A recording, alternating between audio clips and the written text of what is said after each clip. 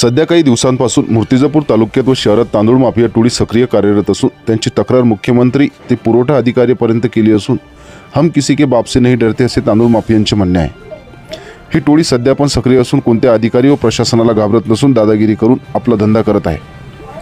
तांदूळ माफियाची तक्रार करून पण संदर्भित पोलीस स्टेशनने आतापर्यंत यावर गुन्हा दाखल केला नसून पोलीस प्रशासन व अधिकारी यांची भूमिका संशयास्पद दिसून येत आहे।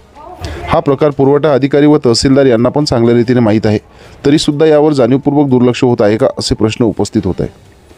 सतत सोशल मीडियावर ही बातमी फिरत असताना मूर्तिजापूर ग्रामीण पोलीस स्टेशनच्या वतीने वाशिम जिल्ह्यातील 2 ऑटो रिक्षा 3 लाख मुद्देमालासह जप्त करून गुन्हा दाखल केला आहे।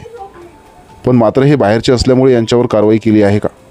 तालुक्यातील तांदूळ टोळी सर्रास अधिकारी वर्ग समोरून आपला माल घेऊन जातात। यावर कोणत्या पण अधिकाऱ्याने आतापर्यंत का कारवाई केली नाही? तांदूळाच्या धंद्यात सगळ्यांचा वाटा असून त्याची खिचडी सगळीकडे वाटप होत आहे का, अशी चर्चा शहरात रंगत आहे।